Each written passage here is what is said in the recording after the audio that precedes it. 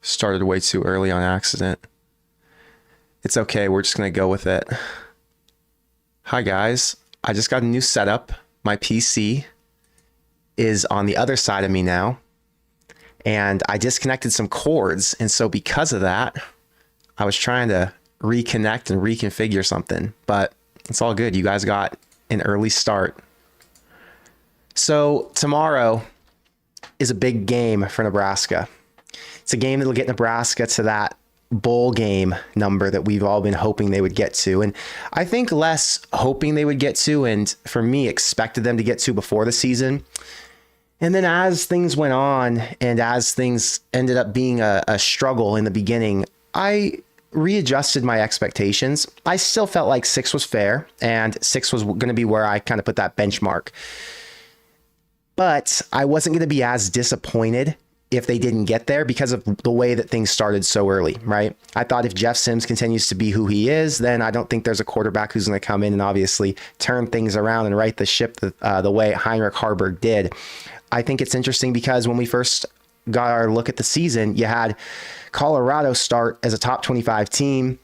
They were really good in the beginning. Obviously, they're really terrible now.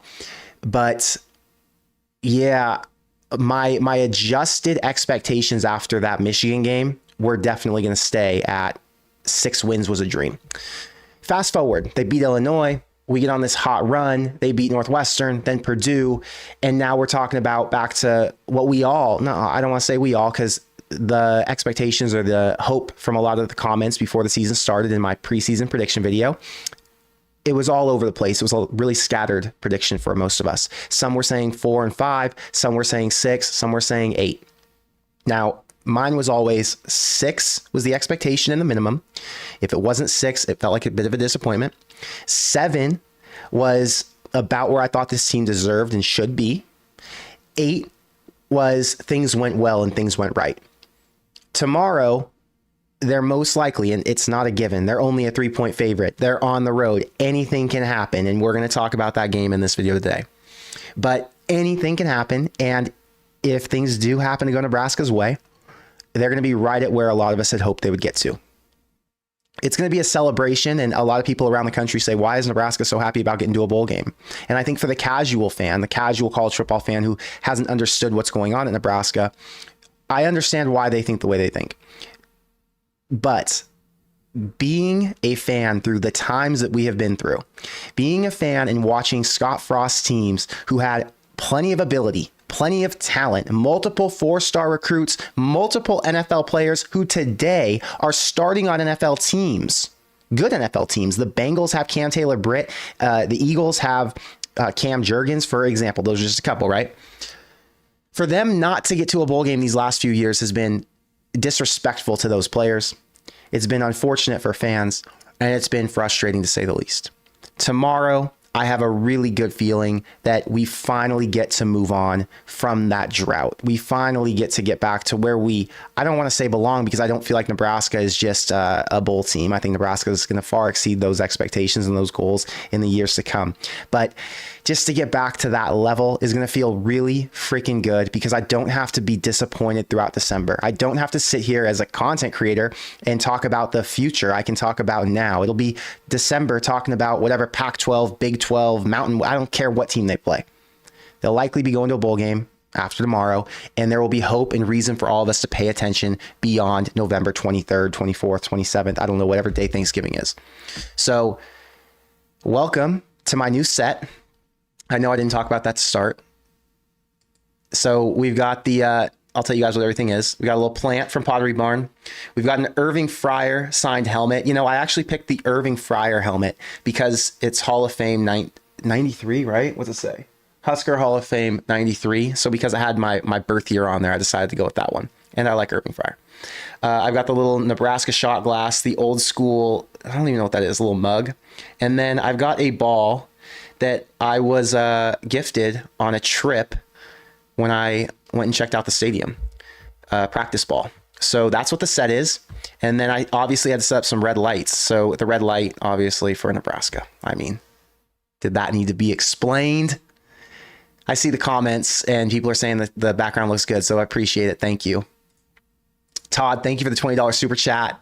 Thank you for being a member. He says, time to go bowling. I hope you will be watching the game tomorrow, but I know it's hunting season over there. You know, I get a lot of messages from people who are hunting in the Midwest, and they're like, you know, the problem with football season and hunting season being on at the same time is I gotta go hunting in the morning, or I'm out and I'm missing early games. Tomorrow's game is, for me at least, it's gonna be early. It's a 9 a.m. kickoff, so I'll wake up at 8:15. I'll go take a shower, make my smoothie, and then I'm back and ready to watch it come 9 a.m. And then I'll be here again to talk to you guys right after it ends. I'll be around 12:30, 1 o'clock my time.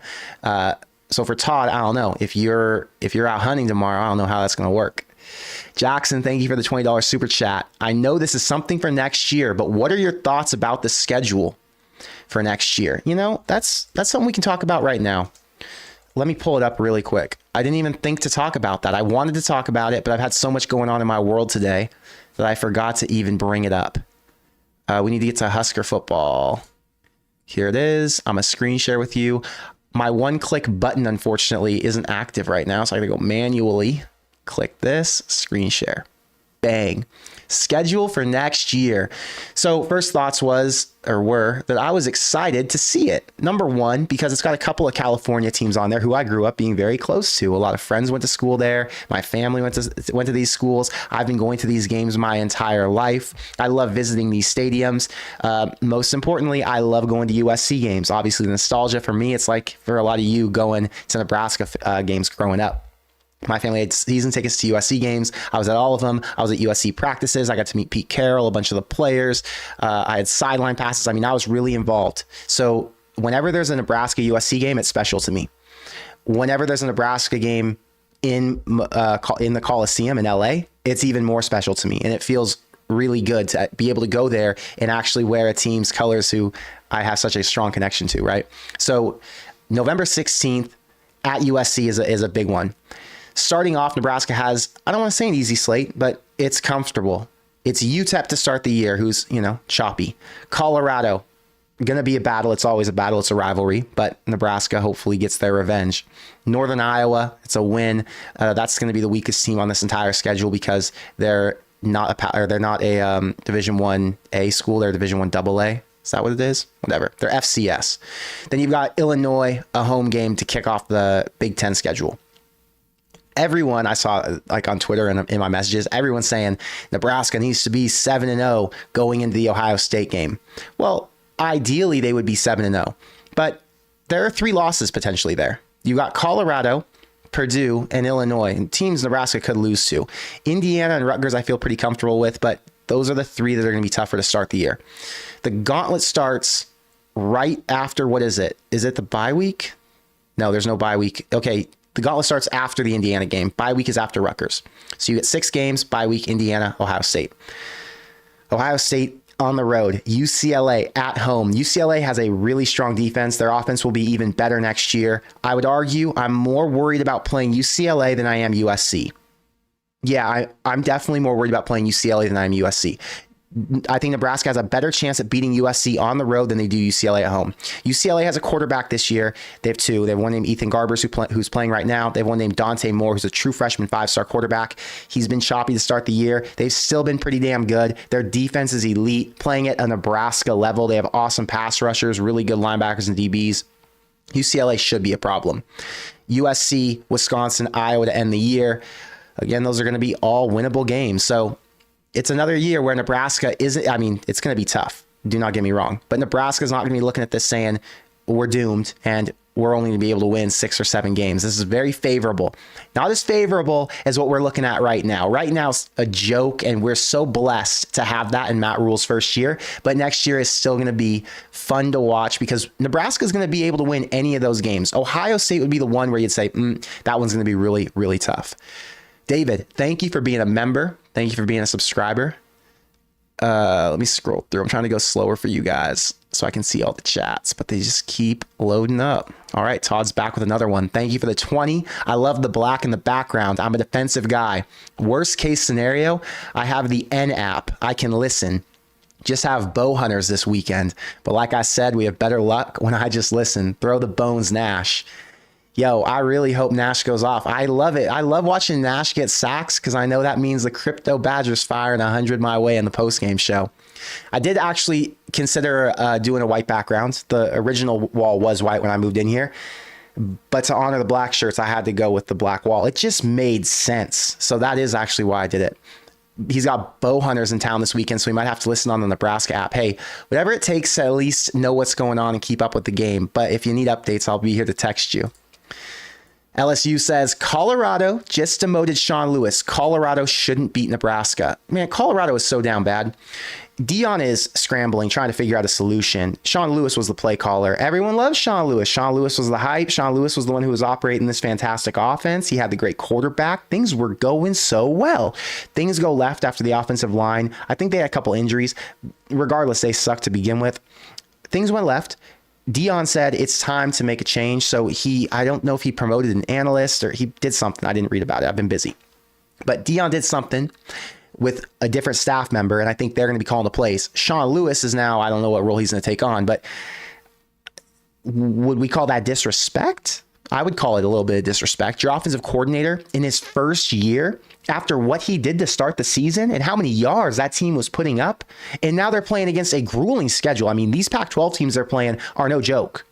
Oregon, USC, although USC's defense is trash, UCLA, they play some really strong defenses. So Colorado's down bad for sure. Dion made those comments about we need to get new linemen. It's so interesting because the Dion vibe and the Dion strategy is just the total opposite of what Matt Rule has going. I wish him well. I want Dion to be successful. I don't want Colorado to be successful, but I want Dion to be successful. But I don't know if he has it in him. He's doing things his way. I respect that he's doing things his way. It's cool that he's doing things his way. I pride myself in doing things my way. But it seems a little tricky, a little funky. And I don't know if people or if players and if fans will like that energy too much. I don't know. David, thank you for the $2 super chat. My gut says the defense gets a shutout tomorrow. Man, like last week, I was really nervous for the Purdue game. I'm a little nervous for this one. Now, my nervous level for Purdue was through the roof. I mean, I was sweating before kickoff. I needed to be calmed down. I was shaking a little bit. My hands were trembly. This week, I feel confident. I feel good about the team they're playing against. I feel good about the matchup. But Michigan State is not a joke. They are a joke, and they're not a joke at the same time. They haven't lived up to their potential.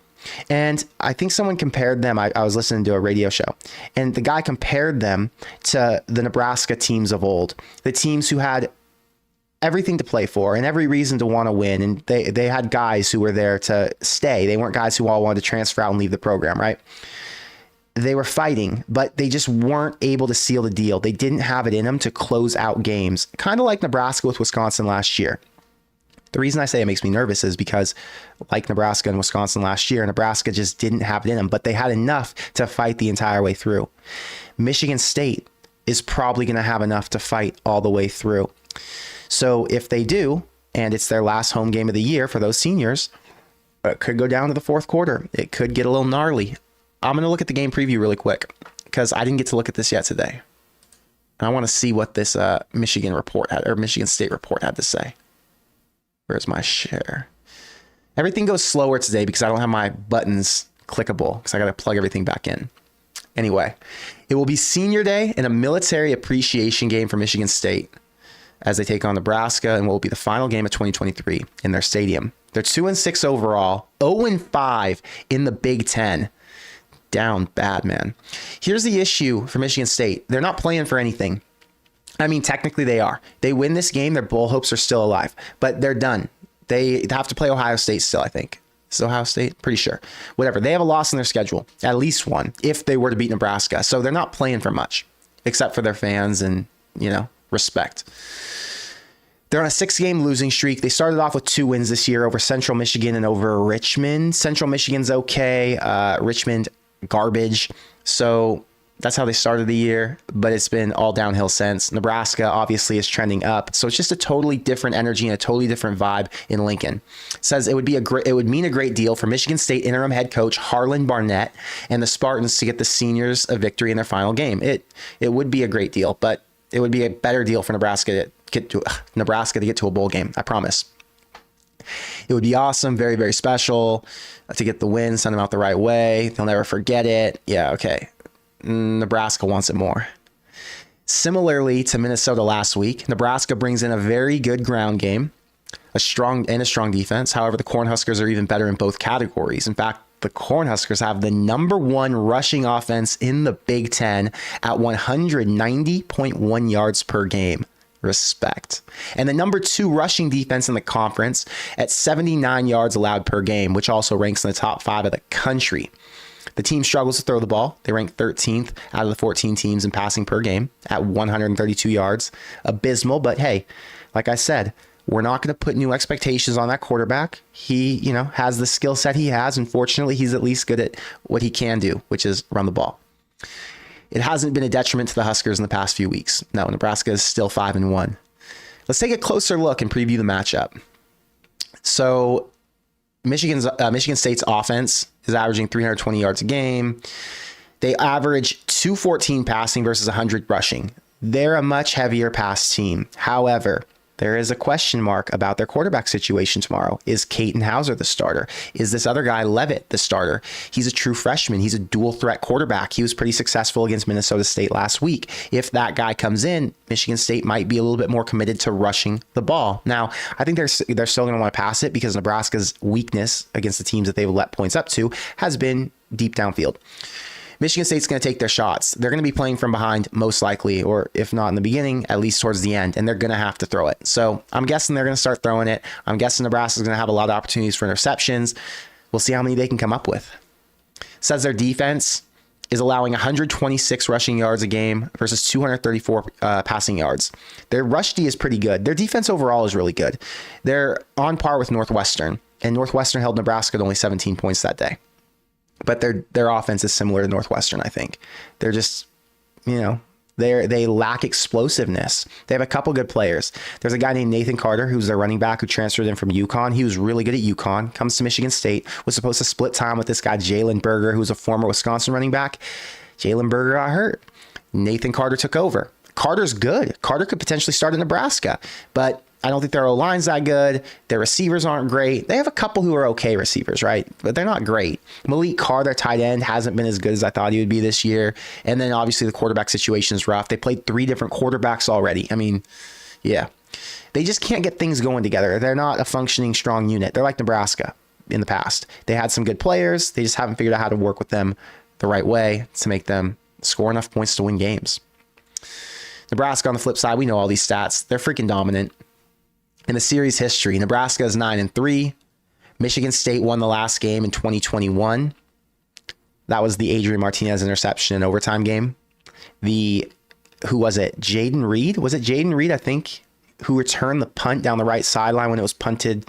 I think the punt team thought it was going right. He kicked it left. Just despicable. It's okay. Nebraska lost that game by 3 on the road. It was a battle. It was a good game, but this one should be better. I'm hoping it'll be better.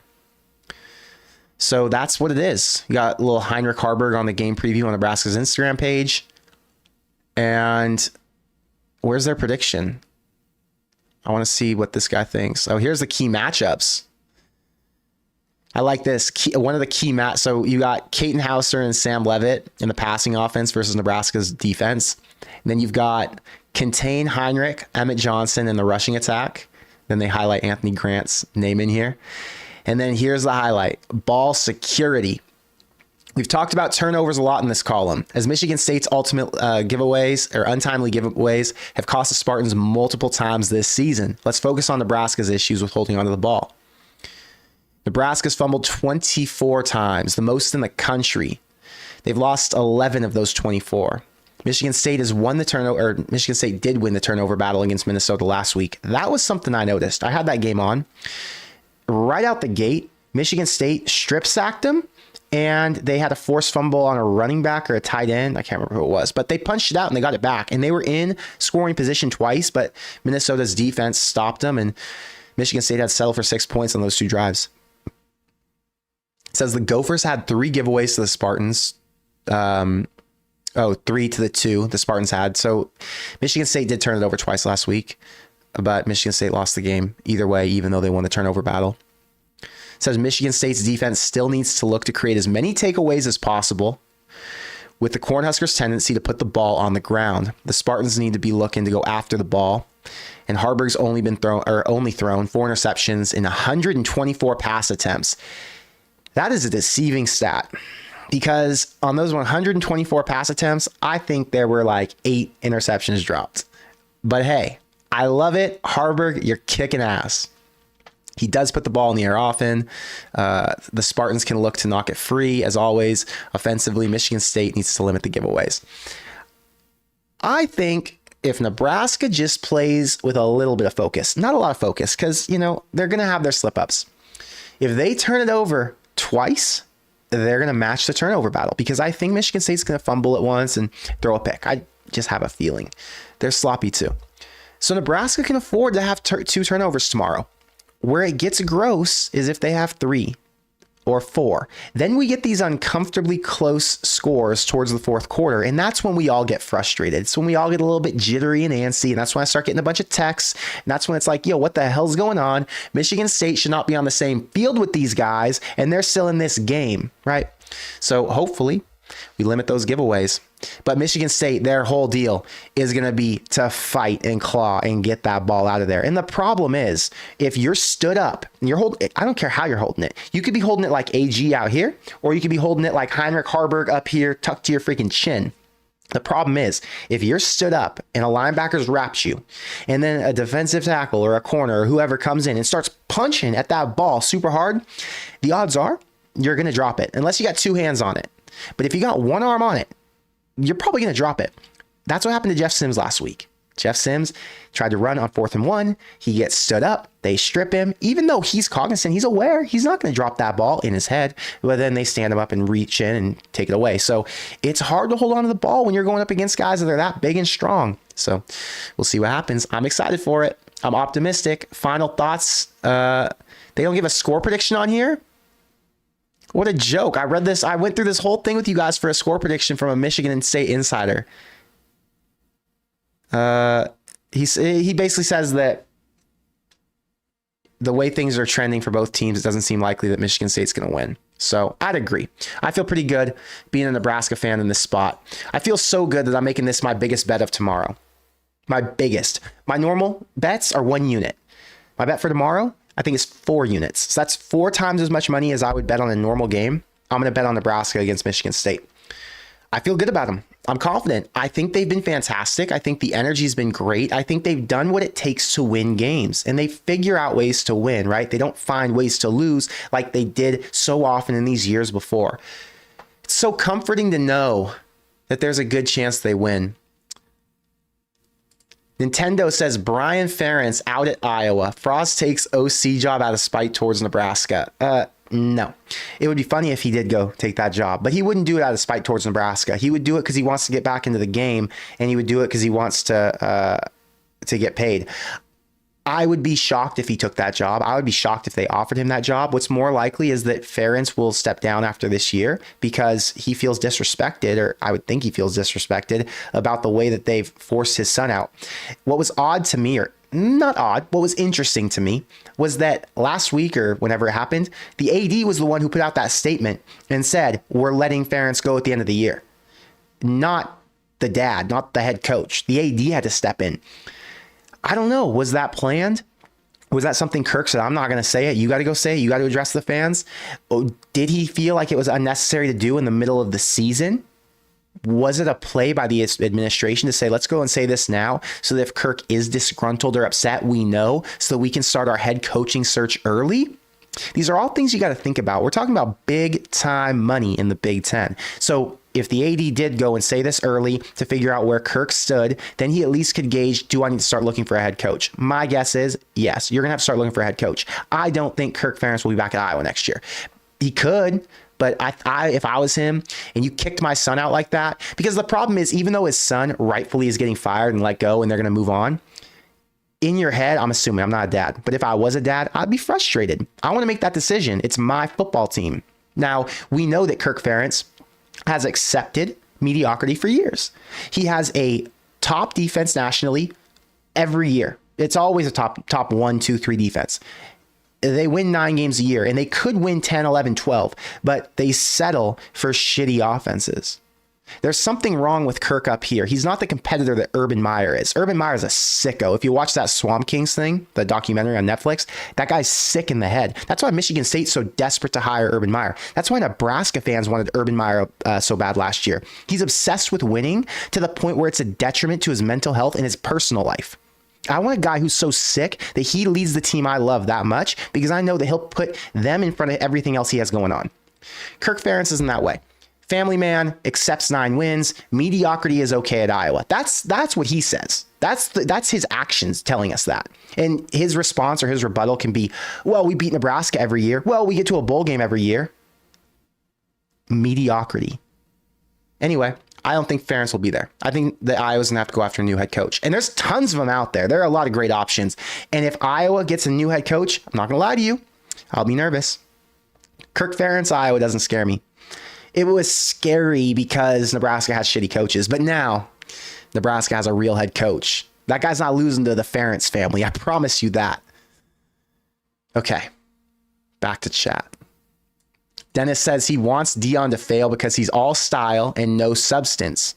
Talk tough, then blame everyone else. He lacks character. I think there's truth to that. I think I get why you have that position. But I also think that Deion does have some substance. I think that Deion does have some value that he brings to his players. I think he's a good coach, a good motivator, a good speaker. I think he's a morally good guy. He's conscious. Obviously, he lacks in some departments, but because he's like an Urban Meyer who's obsessed with winning and has this championship mindset, it's one of the things that makes him so great and an elite human and why he's a good coach, or you don't want to call him good, whatever you want to call him, a decent coach. I think those things, because he's so obsessed, they hold him back and they make us look at him a different way. So I hear you, but pros and cons to Deion Sanders. We'll just say that. I don't want to give too much support for Deion Sanders because I know you guys will get mad at me. Smoking Cactus, thank you for the $2 super chat. Thank you for being a member. He says skull and crossbones on the ball when. You know, I've got no plan to do skull and crossbones on the wall, but for you, because you came up with the idea, right after we're done with this stream, I'm going to get on eBay and I'm going to try to find some vintage something that has a skull and crossbones on it that I can put on this shelf right here. That's going to be the goal for the night, to find something else to put up there. I don't know. I think that shelf looks pretty good. You guys let me know. The Irving Fryer helmet, I think that it's the right size. Over on this side of the room, I have a tall shelf. It's got like my personal stuff on there, and it's got the old helmet that I made in 2020 or 2021, whatever that was. The Nebraska one that was always behind me in my bedroom. So that's at the top of that shelf. I'm going to show you guys a whole room tour, actually. I think I told you this. When we get to, I don't know, maybe the end of the season, I'm going to film my apartment, like coming into my bedroom, so you guys can see what this setup is and how it looks. I know most of you don't care, but there's a couple of you who do. A lot of people hit me up and say, what do you use for equipment? What's your setup look like? How's the whole operation work? So I'll make a little video and I'll show you everything going on, because being a bedroom content creator is interesting. I mean, you guys all, I assume, have normal bedrooms. I used to have a normal bedroom too. And then I started to make content. I had to have somewhere to do it. And I was like, well, do I put this in the living room? No, got to do it in the bedroom corner.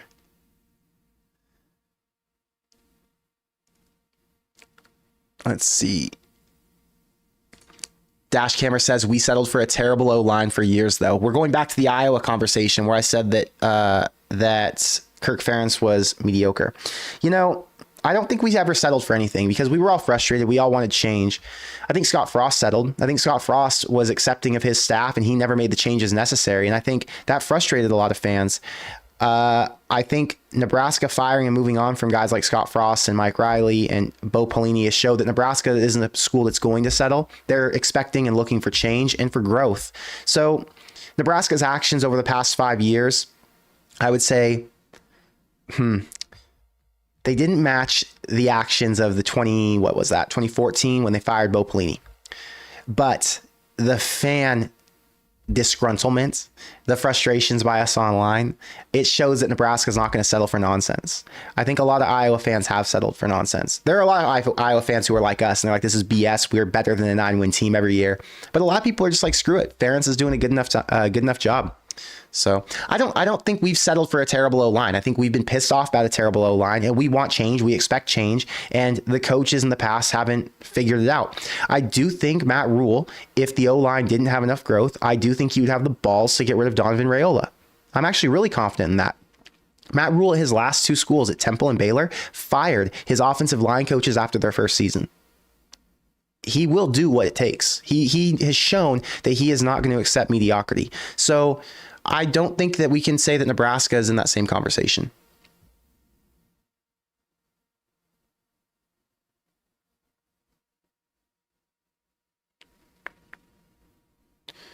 I had a really good one right there. Where was it? Rodis. Thanks for being a member. Thank you for the $20 super chat. You love the new studio look? I told you I was going to make something nice. I told you I was going to do my best. So I'm glad it ended up working out. You know, you guys are the reason I have this studio like this. It's a full commitment. Like I said, it's a bedroom studio, but I wanted to make sure that if I am going to come to you and make all this content, it's got to be visually appealing. It's got to be something a little bit more improved. Look, today I had my friend Jacob come over. Jacob's one of my best friends. His dad's actually on the staff for the Detroit Lions. He's taken me to the Lions versus, is it Chargers next Sunday? I think it's Chargers. He got me a Jahmyr Gibbs jersey. He brought it in today. So I'm going to go over there next week. He got me field passes, so that'll be fun. But Jacob came over here today. He's a content creator, and he set up my whole camera. We got some of this all built out. I mean, he did a lot for me. My roommate, Ari, he's a big video guy. Ari came in and helped with some of the settings too. So shout out to my friends who are helping me to make sure that I can put out nice content. Roger with the idea. Nebraska bobblehead for the shelf. That is actually a good one. Rodis21 gifted 20 Corn Craze memberships. I appreciate you. Thank you for, I mean, that's essentially a super chat. Thank you for the support. Cody says, what channel is the silver play button in the back for? So right there, I wasn't planning on having that shown on camera. That was always there. It's just today I decided to switch my whole setup. So that is for a channel that I built up at Hollywood Unlocked. So if you go to YouTube and type in Hollywood Unlocked, you'll find it. So I started that channel with a guy named Jason Lee back in 2015. And my job was to I was like 20 something. He's like, you need to figure out how to do YouTube. We need to have a YouTube presence. We need to have a podcast. You need to figure it all out. Figure out how to do thumbnails. Figure out how to get it monetized. We had no audience. We had like 10,000 followers on an Instagram page. Sorry, we were a media entity. We were a blog. So we'd post up celebrity drama and gossip. I didn't do it. I wasn't interested in it, but he was. And I was interested in the business of it. Anyway, Floyd Mayweather was our investor. That's my connection to Floyd and all that, right? Anyway, I built that channel with him up to like 250,000 subscribers. That was how long I ran it. I ran the whole back end and I did everything for it. And when I left there and I wanted to do Corn Crazed, I took all the experience that I had from Hollywood Unlocked and I used it to build Corn Crazed. So I had an unfair advantage. I wasn't just a guy. It's a joke. I didn't really have an unfair advantage. I worked hard to learn the knowledge I have. But I wasn't just starting Corn Crazed from scratch. I had a lot of experience from the last company I was at. I started it from scratch. I learned everything on my own. I used YouTube to learn how to build YouTube channels. And then when I left there and started Corn Crazed, I decided to keep that plaque because I built that from zero. I wasn't going to get rid of that thing. I felt like that was a big accomplishment for me. I spent years dialing in YouTube, learning about how all of it works, learning about how to make sure that my streaming setup's right and that I can activate the audience and engage people in the comments. I mean, I was passionate about it. So yeah, I just have that there because it's a memory of something really special that I was a part of. And I got to learn a lot about it. And I've learned that, and now that I'm good at building YouTube channels, I want to do that in the future. And I want to continue to build my own and be an on-camera personality, not just someone in the back end. So that's what that plaque is. You learn something new every day. Colby says he thinks Fickle has more potential to be the next Frost. Dion is the opposite of Frost in a lot of ways, even though they're both flawed. Fickle, the potential to be the next Frost is really interesting. I think Fickle has a lot more experience than Frost did, but when you say it like that, he could burn out because he hasn't coached or been a head coach at this high of a level. He's going to have to coach against some really strong teams and some really good head coaches. How will he fare? It's funny because we thought that Wisconsin was going to have a much hotter start than they did this year. They're dealing with a ton of injury issues. Keep in mind, they've got Braylon Allen, who got hurt last week. They lost their quarterback. I think they lost another running back. Who else they lose? They lost multiple guys. So he's got to get time to build his program. But that is an interesting comment because I was thinking about, will Fickell be the coach that I thought he was going to be? Is he the home run hire that a lot of Nebraska fans thought that they deserved? A lot of Nebraska fans, they wanted Fickell over Matt Rule. How crazy is that? Hindsight's 2020. Matt Rule was the perfect fit for what Nebraska's doing. Couldn't have been better. Smoking Cactus, thank you for being a member. Thank you for the $2. I'm still happy I found your channel. Love it, man. Well, I'm happy you found it too. If I wouldn't have started the channel, I wouldn't have met any of you guys. I wouldn't have had Nebraska friends and Nebraska fans to have conversation with, and it wouldn't have been the same experience for me. I think it wouldn't have been the same experience for us. The Corn Craze community has connected a lot of people. I hear it all the time. When I was at the Nebraska game against Michigan, I met two guys and they told me that they met each other because one of them saw the other one wearing a Corn Craze shirt in the Lincoln gym, like in the gym in the school, whatever it is. I don't know what you call it. But he was in the gym. He met the guy and now they go to games and hang out together. Pretty interesting. I met Cynthia through the Corn Craze channel, through the Corn Craze community. Thank you. I appreciate it. I told you I was going to make a good setup, so I'm glad that I was able to. I was glad that I was able to fulfill my promise. Michael says, pay White $2 million a year and keep the train rolling with even more improvement next year. It's going to be so interesting to see what happens with Tony White at the end of this, right? What's going to happen when you've got to reevaluate these coaches after their first season? Are there any that need to be let go? Are there any who need raises? Are there any shifts? Are there any who want to leave and do something else? I mean, anything can happen. It's college football. There's a lot that's going to be different next year, right? I don't want to talk about what's going to be different because we can talk about what's happening now since Nebraska's still alive. But I do look forward to this offseason, just like I looked forward to last offseason and the offseason before. There's just a lot going on at Nebraska. It's a great time to be a Nebraska fan. Portal of Wisdom says, if Kirk leaves Iowa, who do you think they go after? I can't think of anybody that would be a great fit. That's a great question. Michigan State and Iowa, I think, are in the same boat. I think they're very similar in terms of who they could hire, who they could get. I think Michigan State might have more money. I don't know. Does Iowa have $100 million to pay for a coach? I think Michigan State legitimately does. If Michigan State wants a big time coach, they have the funds to go after one. That's why people are talking about Urban Meyer to Michigan State, which is such a joke. Urban Meyer is not going to Michigan State. Anyway, a great fit. Well, Iowa needs an offense. Kansas' head coach has a great offense. Kansas' head coach, in my opinion, will not be there for much longer. He's too good. Does Michigan State poach him? Would Iowa poach him? What other coaches or what other coaching vacancies would there be, right? You got a coach at Oregon State and Jonathan Smith, who he won't be able to stay at Oregon State after this year. It won't make sense because his players won't come there because they're going to be a Mountain West team? Where is Oregon State going to end up? Jonathan Smith is going to be a hot commodity. And you know what Jonathan Smith does really well? He produces strong defenses. Oregon State last year had the #1 ranked defense in the Pac-12. They were a 10-win team. Were they 10 or 11? They were great. Doesn't matter what they were. This year, they're on pace to be another 10, maybe an 11-win team. One of the best defenses in the Pac-12 in America. They're solid. Jonathan Smith is a Big Ten football coach. Does he go to Michigan State? Would he go to Iowa? Those are all potential options. There are, Willie Fritz at Tulane. He's been good. He's going to lose his quarterback after this year. Do you have to strike while the iron's hot? In most cases, you do. So Willie Fritz is going to need a new job most likely because he's been hot enough there to get one. So where do you go? Big Ten would come calling most likely because they got the most money. So another one, Indiana might have a coaching vacancy. Tom Allen, does he last? Does he put up a fight in these last few games? There are a lot of questions. We'll have to see.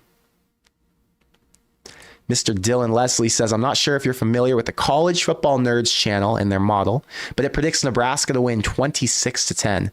I am familiar with their channel. The toughest part about creating content is that I don't have time to watch content.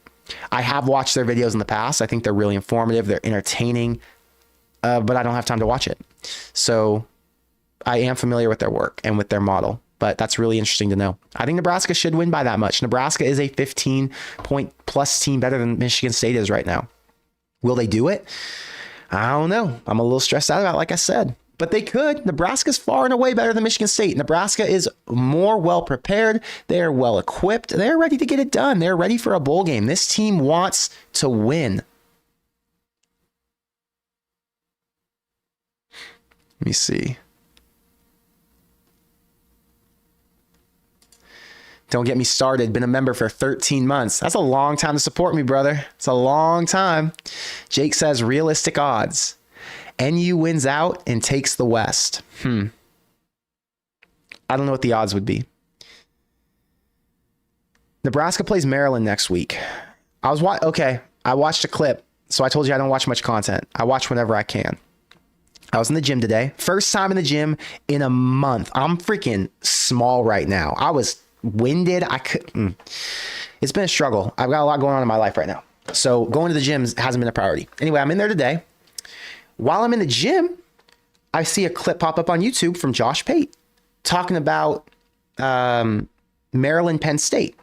And he felt like there was a really good shot for Maryland to upset Penn State this week. I was like, wow, they're 8.5-point dogs. They're at home. Maryland's been dog water in the past month. They've just been trickling down. They've lost like the last 3 or 4 in a row. He said there's a chance they could upset them. I was surprised by that. But when I thought about it, I thought, Penn State's trash. Drew Waller is not very good on the road. He's like 40% completion on the road versus 70% at home. Imagine if Maryland beats Penn State. Let's assume Nebraska beats Michigan State as well, though. Or let's just say Maryland keeps it within 3. Okay. So Maryland keeps it within 3 against Penn State this week. Nebraska beats Michigan State by 7. How are you feeling next week? Maryland comes to town against Nebraska. They kept it close with Penn State, or they won outright. I'd probably feel more comfortable if they won outright than if they kept it close. If they won outright, Nebraska playing Maryland at home, it's not a trap spot, but it feels like a little bit of a trap spot because Maryland's coming off a high. They're living life on a Saturday night because they just beat Penn State. And now they got to take a road trip to Nebraska, who's surging. It's probably a spot where they lose. But if Maryland lost that game, they're going to come out pissed and they're going to come out focused against Nebraska. So it's going to be interesting to see what happens with Maryland this week. Iowa and Wisconsin, I have a pretty good feel once we get to those weeks, whether Nebraska's going to win those or not, because you can tell by injuries and by depth. And Nebraska in the past has been depleted by November, whatever it is, 17th, November 23rd. And you're running with backups. So how many backups will Iowa and Wisconsin be running with? Because we'll be at the end of the season. The Maryland game, on the other hand, is going to be interesting. If Nebraska can't beat Maryland, they can't win the West. So we'll see. We got to win tomorrow. It starts tomorrow. What is it? 0-1, or sorry, not 0-1. God, that's so stupid. 1-0. Got to start there.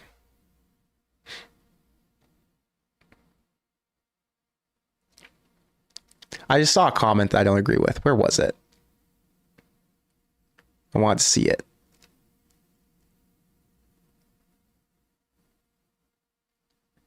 Okay, well, we'll skip it. Damn, what was it? I don't even remember what it was, or I would just answer it. It was something about Iowa, whatever. DJ says, Connor, what are your thoughts about the Michigan situation? Oh, boy. I've had time now to look more into it. So when I first saw it, I thought, no big deal. Michigan cheated a little bit. Everybody does it. But now with all the information that's come out, Michigan freaking cheated. My cousin said it best. Do you guys remember when you would play Madden on the same TV as your friend? And your friend would look at the play you were going to run? He wouldn't even have to look at the play. He would just know if it was going to be a pass or a run. And then he sells out and you get stuffed and you're pissed off and you say, stop looking at the TV when I'm calling my plays. And then the rule turns to you have to put your head down like this when you call the plays. I mean, common sense. Anybody who's ever played Madden or NCAA football knows the rules. Jim Harbaugh apparently has never played Madden or NCAA football. Or he played and was just an asshole about it and wanted to cheat. I don't know how you could feel good about having a coach on your staff, because that guy is a coach. He's getting paid a real salary. It was like $60,000 a year. He's getting paid $60,000 a year to figure out what other teams' plays are at whatever means necessary. I mean, he was traveling around the country. He went to Central Michigan. Was that against Michigan State? He was watching a Michigan State game, recording their calls on the sideline. It is weird. Anyone who says that Jim Harbaugh doesn't know about it is out of their damn mind. Like I talked about with Matt Rule being a CEO head coach, understanding the entire program, making all the hires, making sure that every detail and every loose end was tied up. Jim Harbaugh's doing the same thing. He's running a championship level program. I guess that Connor Stallion stuff started happening in 2021. Do you remember when Michigan took a leap? It was the 2020 to 2021 year. Michigan started off in 2020. Okay. They lost to Michigan State. They weren't anything hot or special. They were not a championship level team. 2021 rolls around and Michigan ends up a playoff team. Then back to back 2022, they go to the playoff again. I mean, utter dominance. But they did it while they cheated. They did it like your little brother who is watching you pick your plays on Madden. It's disrespectful to the game. Who does that? It's clown behavior. So yeah, I'm not a fan of the Michigan situation. I think it's a joke. I think Jim Harbaugh, well, it's not a think. I know Jim Harbaugh knew about it. You don't have a guy on your sideline walking up and down who you don't know who that is. Jim Harbaugh's not going to have this kid roaming the sidelines in Michigan gear and be like, wait. Who's that? No, that's our guy who goes and travels and figures out everyone's play calls. That's his job. And then Jim would say, oh, okay, cool. Sounds good. Anyway, that's my thoughts. Michigan is a team who cheats. Michigan deserves to be punished for it. Who knows if they will be? It's a big money business. Michigan's very valuable to the Big Ten. Michigan's very valuable to the college football playoff. And the punishment, I guess we can say, will be that Jim Harbaugh probably doesn't return next year. Jim Harbaugh is probably going to go to the NFL. He's wanted to go to the NFL. I don't know if the NCAA steps in or not or what, but eventually he's going to get out and go back to where he wants to be, which is the pros. So we'll see. It's a joke. Who was it talking about it?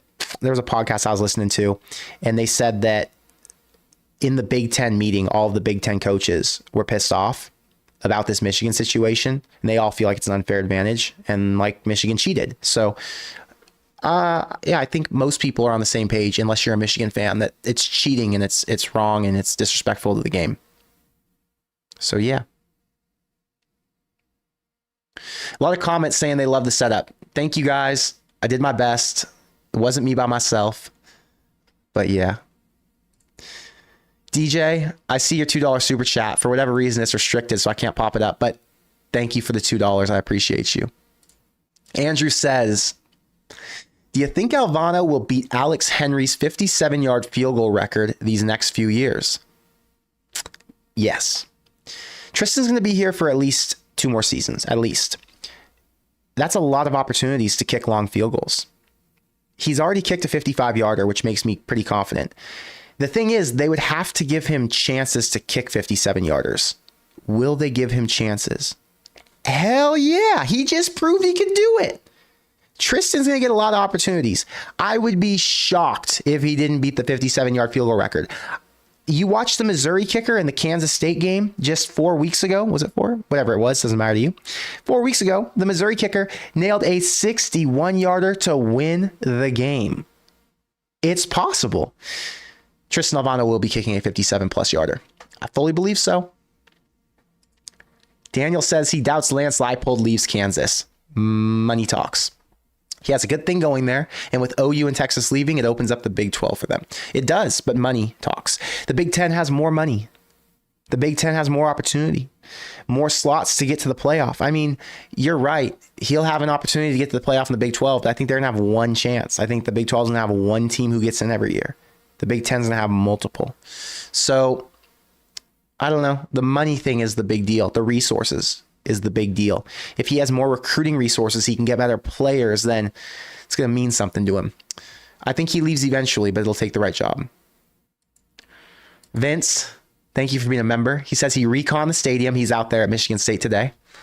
It's 55 degrees out. All right. It's a little bit chilly, but that's nothing crazy. It's November in Michigan. I would have thought it'd be in the 40s, but hey, sounds like football weather to me. So Vince, I hope you have a good time. I have a good feeling about tomorrow, a better feeling about tomorrow than I did last week. Brad says, would Brett Bielema go to Iowa? That would be so interesting. Great question. Don't know the answer. He's from Illinois, and I think he wanted to live in Illinois. That was one of the draws to take the Illinois job. Iowa would be a better job than Illinois. It would be a step up, but does he try to build Illinois up a little bit more? Interesting. Don't know the answer. Don't know. Shadow says, imagine if the Big Ten picked up Oregon State and Washington State as well as the other 4 Pac-12 schools. Too many teams, I think. At some point, you got to say, enough is enough. The Big Ten's going to already have 16 teams. How many more do you want? And they're still trying to go after a couple, right? They might want to get Notre Dame in there. Have to add another one in with them. Who knows? I don't know. I don't think that's likely. Some other jobs around the country that will open up. Arkansas and Mississippi State. I don't know about Mississippi State. Didn't they just hire their coach? Or was he an interim who took over and then he got the job? Not sure. Arkansas, yeah, that could open up. Which sucks because I really like Sam Pittman. Sam Pittman's from the town that my dad lives in Oklahoma. It's called Grove. It's a 1,000-person town. It's it's like an hour away from Fayetteville. Sam Pittman's from that little town. He's been an Arkansas fan his whole life. He's kind of like a Scott Frost to them. And he had them humming at one point. He got some really good players in there, but he just didn't have the right coordinators, and things kind of crumbled. Wish things would work out. I like Arkansas. I think Arkansas is a very cool place. I think they're a very cool team. I like their history, even though it's not that deep, but they've got some.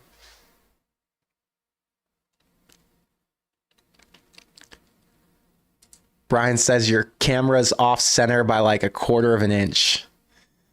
Well, on the live streams, it's hard for me to get it perfect.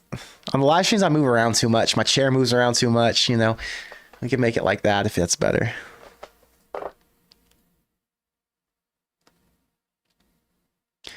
Thanks for being here, Judy. I'm glad you like the setup. You said you think we're going to win 17-10. That's a fair prediction. I think I made that my prediction or something similar. I kind of like Nebraska to get to the 20s this week. I thought about it more. Nebraska's explosive at times. They're good for 150-plus yard play a game. And if that does happen, that's a free 7. Then you talk about a turnover on defense to get them in field goal range. That gets you to 10. That could all happen in the first half. Could they score 10 in the second half? Yeah. I would really like for Nebraska to score 21 plus. It just warms my heart when the offense gets in the end zone. So I think Nebraska has a chance 20 plus, but I like it. 17-10, that'd be a 7-point win. That would win my bet, Judy. That would pay for this shelf that I bought. That would pay for that helmet too. Caleb, thank you for the $2. Thank you for being a member. Final predictions: Nebraska 34, Michigan State 12. You guys are bold. You guys are thinking blowout. See, I'm still nervous. I'm still in that frame of mind where Nebraska could lose any of these games. You guys are so bold. But hey, I just like that you guys have confidence, because there was a time when all the comments said, Nebraska has no chance. They're going to lose this game. It's like, what the hell? No chance they're going to lose this game. They're going to get blown out. I'm like, no. Here's why they can beat Wisconsin. Nope, they're done. We're writing them off. Like, Jesus. So, yeah, I'm just glad you guys are positive now. Jim, thank you for the 777. I think that one's the good luck number. Background is dope with all caps. That's the answer I wanted. White's integrity will keep him here. Jonathan Smith is the best choice for Iowa, but selfishly, I hope he doesn't go. He could beat us all. Selfishly, I hope he doesn't go either. He is a very good coach. He could be a future Matt Rule. Who knows? Well, if Tony White does have integrity, he'll stay another year. He'll want to make sure that he honors Matt Rule for giving him a chance to come to the Big Ten and paying him a significant amount of money. I don't know. I hope so. Jim, I hope we can manifest that he stays here.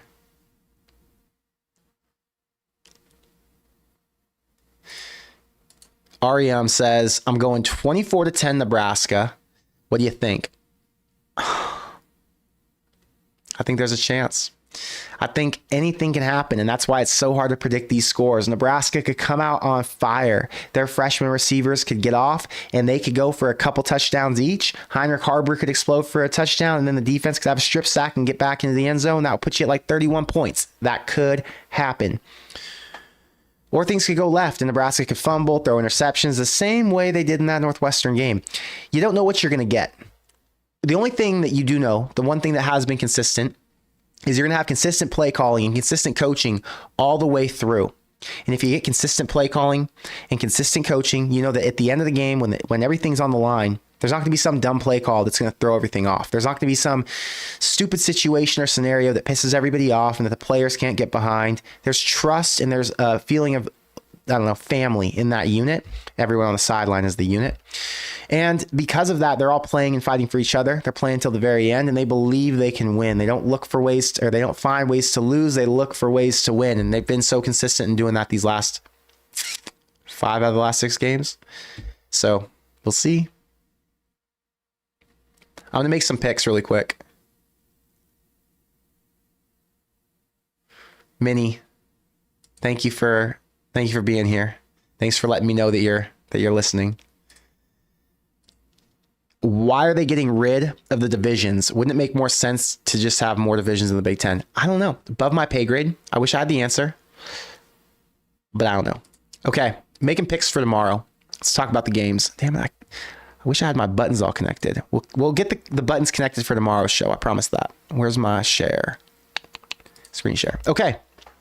Big Ten. Nebraska plays Michigan State. You know my pick there. Ohio State is at Rutgers. I think Rutgers can keep it within 18. I think Rutgers has a good defense, and Ohio State hasn't been that great. I'll take Rutgers with the points. Wisconsin, Indiana. Indiana has to win this to stay bowl eligible. I think they could cover. Wisconsin's not that great. Penn State, 8.5. I kind of like Maryland to cover. 8.5 is a lot of points. Maryland's been playing so freaking bad. So I'll take Maryland to cover, but Penn State probably wins. Minnesota, -1.5 at home to Illinois. Would love Illinois to win this game. Think Illinois will win this game. I'm riding Illinois to pull the upset, even though it's only 1.5 point. Yeah, Illinois is beating Minnesota tomorrow. I told you last week Kansas would probably beat Oklahoma. They freaking did it. I'm good at calling upsets. Iowa, Northwestern, 5.5 point spread. I'm taking Iowa. I think Iowa dominates. I think Northwestern got hot a couple weeks. Last week, they beat Maryland. And I think Iowa, knowing their offensive coordinator is going to be gone, I don't know. I think they'll put a better offensive performance together. And then the cheaters at Michigan are 32.5 point favorites. Don't even care about them. Michigan's cheated, and it's just not fair, so I'm not going to talk about them. Todd, his prediction for Nebraska tomorrow. 31-17. Thank you for the 20, by the way. 31-17, 2 interceptions, 3 sacks, holding them to 275 total yards. 2 picks, one by Tommy Hill, one by Quentin Newsome, or maybe one by Quentin Newsome, one by a linebacker. I don't know. I like the odds. 3 sacks I feel very good about, unless they run with that quarterback. But Todd, I'm going to remember this. I'm going to take a picture of it, because if you're right, I know you're going to make sure I know. I'm going to take a picture of your prediction. Gotcha. Locked in. Again, thank you for the 20. I'm just glad you get to watch or listen to the game, at least on the radio. Wait, I want to go back to picks. Okay. My normal button setup is getting me confused. Okay. By the way, on the Bro Throw TikTok, I'm doing a 10 to 10K challenge. So here's how this works. I'm betting $10 tonight on Colorado State +6. So if Colorado State covers 6 tonight, then tomorrow I'm betting all the winnings, which is $20. I'm taking $20 and betting it on Nebraska. If Nebraska covers -3, I'm going to have $40. I'm going to take that $40 and I'm going to bet it on Iowa State -2.5 against Kansas. Now, if they win, I'll have $80. I'm going to continue to do that every time I win up until $10,000. Interesting. I'm doing it for their marketing just to, get a little buzz and talk about Bro Throw. But we'll see if I can get on a hot streak. It starts tonight with Colorado State. And if Colorado State screws it up, it starts tomorrow morning at 9 a.m. with Nebraska. But either way, we're doing the 10 to 10K challenge. Okay, big games for tomorrow. A lot of them. Kansas State plays Texas. Kansas State has Avery Johnson, who's getting better every single week. Texas is playing Malik Murphy, who got to play last week, but not very much. Texas is a 3.5-point favorite at home. I lean Kansas State. They're hot. They scored like 48 points, 40, and like 39 the last 3 weeks. They beat Oklahoma State, who's a really good team, right? Did they beat Oklahoma State? Let's double check. I don't want to be wrong. No, they lost to Oklahoma State. They beat Texas Tech. They beat TCU. They beat Houston. Their big losses were not big losses, but like their key losses were Missouri and Oklahoma State, who are both really good teams in my opinion. So, yeah, I like Kansas State tomorrow. I'm also just a Kansas State fan in general. I like them. Okay, Ole Miss plays Texas A&M. Sketchy. Ole Miss, I think, has Georgia the week after. I'm going to take Ole Miss because I love Lane Kiffin. But Texas A&M always seems to play teams close. But give me Ole Miss. I'm taking Clemson to beat Notre Dame. I think the line makes no sense. 3 points. What the hell is that? Clemson should be like a 7-point dog. Notre Dame's way better than they are. Their defense is way stronger. This should be a blowout, but that spread is telling me something sketchy is going down. So I'm taking Clemson. Arkansas, Florida line moved from 6 to 3. Sketch. I like Arkansas, but I liked it better at 6. What else is in here? That's a big game. I know you guys don't care about Utah and Arizona State. I do. I love Arizona State. I like betting on them. Georgia, Missouri. Tomorrow's a big day. If Missouri could beat Georgia, it would totally mess up the SEC. Because Missouri would be 4-1 in the SEC. Georgia would be 5-1. But Missouri would have a chance to finish with some wins and get to the SEC championship, which would be crazy. 15-point spread, though. Very unlikely. Oklahoma plays at Oklahoma State. The final, Bedlam. It'll be on right after the Nebraska game. So I'm taking Oklahoma State +6 at home. I think that, Oklahoma's okay. They're good, but they're not great. I think Oklahoma State has a really strong running game. They got this guy, Ollie Gordon, who's already rushed for 1,000 yards. Solid running back. Their quarterback situation is more solid. Oklahoma's defense, they're good, not great. Taking Oklahoma State at home. The final, Bedlam. It just seems too obvious to me. How would you not take them? They're pissed off that Oklahoma's leaving them for the SEC. It's, come on. It just makes sense. What else is in here? There's got to be some good night games. Oh, Kansas is at Iowa State. Iowa State's beating Kansas. How frustrating is that? I really, really wanted Kansas to go on a run. I love seeing them in the top 25. It gives me hope that if a team as shitty as Kansas could be back, that so can Nebraska. But they're going to fold. They're going to lose tomorrow. They're on the road at night at Iowa State. Shitty Iowa State, who just bounced back and has a solid defense out of nowhere. They lost to Ohio on the road. Played Ohio. They don't even have fans. It was nice knowing you, Kansas, but we're all in Iowa State. USC Washington is the game tomorrow night. And then there's some good freaking games tomorrow. I'm so excited for Saturday. You guys don't understand. Saturday is my favorite day, and it's not even close. Saturday times 1 million over any other day.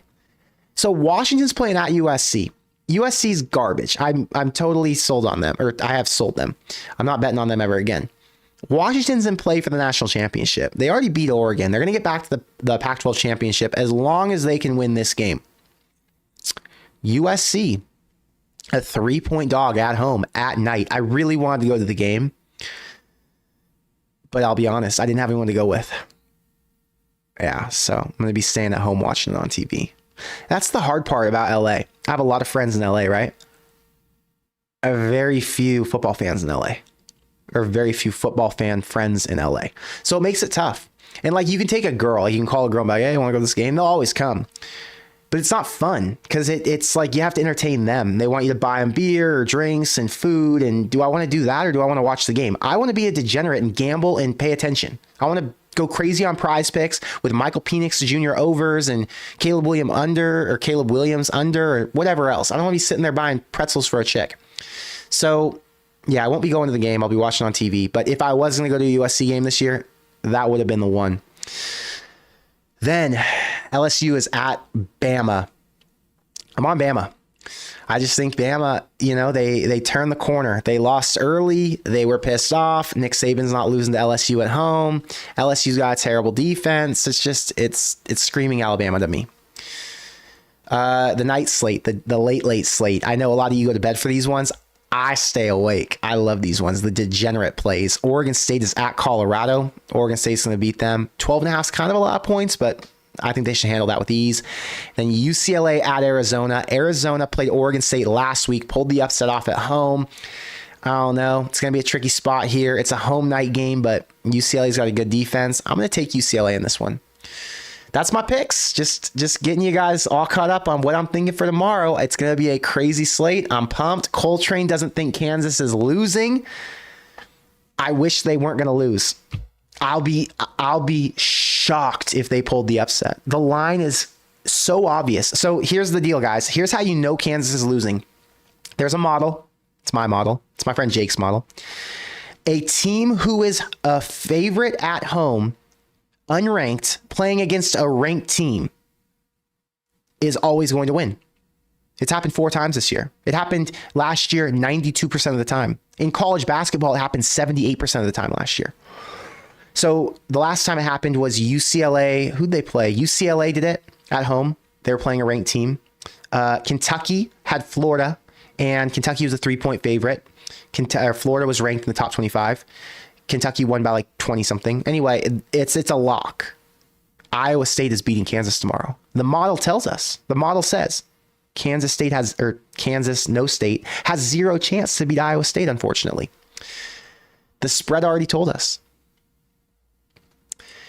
Serial says, we're talking about the $10 challenge. You bet 10, then keep compounding it every time you win up to 10,000. You don't have to bet 12 games. You only have to do 10 games. I think it's 10. I did the math earlier. Here, let's see. It is, I have the screenshot. Oh, I screenshotted it on there. Oh, it's in my TikTok. Guys, there's so much going on. I don't know what it was. I wanted to pull it up and show you. Maybe I can pull up the talk. I'm so lame. Are you guys on TikTok? I watch a lot of TikTok. My dad and I spend a lot of time on TikTok. Okay, bro, throw TikTok. A lot of motivational stuff on TikTok, It wants me to verify to log in. I'm just trying to show my stream, my video. Like, just chill. Okay, here we go. The 10 to 10K challenge. Okay, I'm muting it. Okay, here we go. Screen share. Here it is. Okay. This is the challenge. So it's 10 games. 10 to 20, 20 to 40, 40 to 80, 80 to 160, 160 to 320, so on and so forth. If I bet this on Bro Throw, these numbers are actually better. So that's why I use Bro Throw to do it. But anyway, that's what it turns into. 10 bets, and you end up with $10,250. So that's what I'm attempting to do. I had a friend hit this one time, but I think he's done it like 50 times, and he's only hit it once. So it's possible. It's just extremely unlikely. You got to really pick your spots here. So, yeah. We'll see what happens. Let me get out of this screen share. There we go. Smoking Cactus, thank you for the $5 super chat. Back-to-back weeks, opponent under 100 yards rushing and passing. 28-0. 28-0? You are bold. It's possible. I'll take it. Yes, I do think they'll hold them under 100 yards rushing and passing, though. I agree with you. Wait, where'd I go? Hang on. It's not letting me scroll. There we go. Vince says that he took Northwestern over Iowa at +5. They're at Wrigley Field. I like it. I mean, hey, you're getting 5 points in the Big Ten West game. It's hard to go wrong. All these Big Ten West games, anybody could win. Josh says, do we know anything about these computer crimes at Michigan? I saw some pedophilia something, but I don't know anything. I haven't looked into it. It's been a busy week for me, and I just don't have time to go and look into child molesters at Michigan. There's so much shit that goes on. Like, how do you hire child molesters, or is it child porn? Like, it's crazy. How do you end up like hiring those people? I would think they would have red flags, but they say that weirdos like walk among us, My friend, She hit me up one day and she said, hey, I'm going to look at the sex report, the sexual predator report online to see your new apartment and how many sexual predators live near you. I'm like, okay, good idea. I mean, it's entertainment for her, I guess. She goes on this website and it shows like all these red dots of sex offenders. And she sends me a screenshot. She's like, oh my God, look how many sex offenders are in your area. I'm like, well, it's Hollywood. Are you surprised? All these freaking people are weirdos. She's like, oh, I'm gonna look in my area. She freaked herself out. She's in the Valley in Sherman Oaks. She's like, oh my God, on my street alone, there's like 50. I'm like, couldn't be me. I couldn't live over there. It'd be a little scary. But anyway, if I was a girl, obviously. Anyway, I don't know. I don't know what's going on in Michigan. They got a lot of drama, apparently.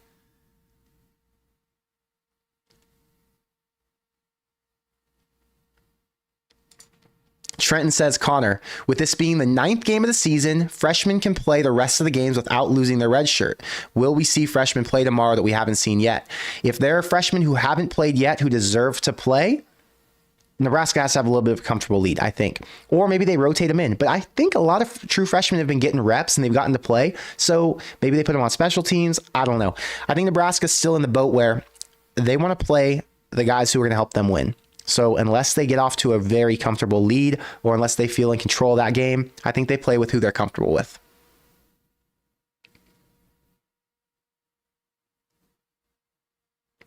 Melanie says, how do you become a member of the Corn Craze channel? So there's 2 ways. Number one way is to be on your computer or on your tablet, because if you're on an iPhone watching, it doesn't have a join option. It's so stupid. But the way you become a member is you click the join button on the computer or the tablet next to the subscribe button. It'll just say join. You click join it right there and you're done. You're a member. It's really easy. So we'll see. Justin says, TikTok isn't good for your health, Connor. Listen, TikTok is a tool. It's a resource. It's kind of like YouTube. There is a lot of good to TikTok. There's a lot of bad to TikTok. If you use it the right way and you get your algorithm set up and it's productive and positive and you spend the right amount of time on it, it's a resource. It's positive.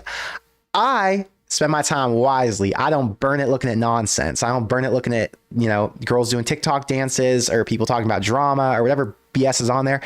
I use it to watch motivational content. I use it to watch instructional videos. I use it to watch strategy and things about YouTube. So there's ways to use everything the right way and in moderation. No offense, only defense. Thank you for being a member. I still have some belief in Sims. Could you see him getting more snaps next year against UTEP or some low caliber school? I don't think Sims will be here next year. I would be shocked if Sims was here next year. Why would Sims come back next year? Sims being here doesn't make sense unless he was going to be the starter. So I just don't think that's going to happen. Jordan, I met you in Lincoln at the Wisconsin game. It was cold that day.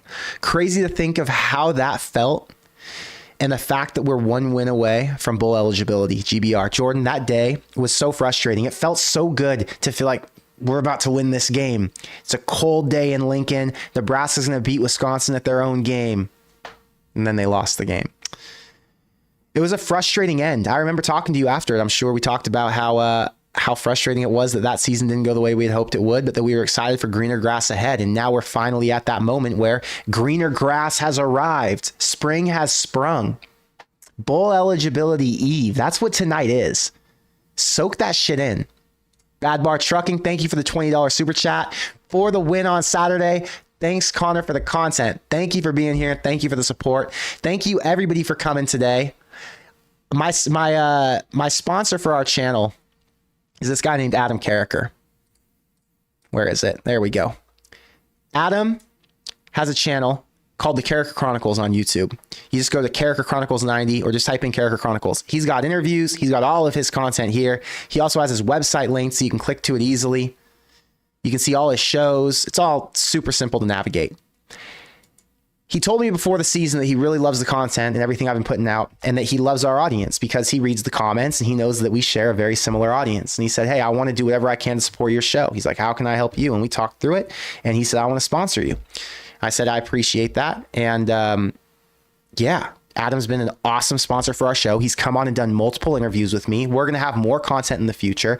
And all I ask in return that he helps me is that you help him by subscribing to his channel and you make sure that he feels the Corn Craze army because we are a freaking army. We run deep. But yeah, characterchronicles.com. characterchronicles.com, Character Chronicles 90 on YouTube. They're part of the reason that I'm here every week. No Offense, Only Defense says, what schools do you think would try to go for Sims? I think a smaller school like in Ohio, UTSA, something like that, or potentially a down bad school that needs a quarterback and is in a bind. Sims is not a bad quarterback. He has some issues and some bad tendencies right now and some mental hiccups that he needs to work through, but he has all the potential in the world to get back to being much better than we've seen so far. So his issues, I believe, are temporary. I'm not all the way down on Sims. I think Sims has hope in the future. Guys, here, Jordan says, another quick question from you. Not sure if you've already spoken on it, but what do you think about games being streamed on Peacock? It reminds me of the Pac-12 or of the Big 12 pay-per-view days. Streaming and everything has been so interesting to watch, and how all of these networks and everyone's buying up all the inventory, and now you have to pay for content, and it's interesting how you watch all of it. I haven't even talked about the Peacock thing or looked into how to watch next week's game because it is on Peacock. I'm sure there's going to be a way. I remember being 12 years old and my dad saying, you can't watch the Iowa State Nebraska game because I don't want to pay for it. I don't even know how much money it was, $50, $40, who knows? But I remember being a little kid and my dad not wanting to pay for it. I don't really have a take other than this is the way the world's going, and I'm sure things will become more efficient and people have a better idea of how things work. It is interesting to me that all of a sudden Peacock bought it up in the middle of the year. So bizarre, but whatever. Guys, it's been over an hour.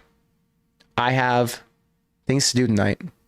I have to reorganize my setup. I have to make sure it's all ready to go for tomorrow. I'm going to finish my new intro up tonight so that my next video, my official video, the intro is new and it has Heinrich Harburg in it because you've been asking for it. And now I finally have some time to get it done.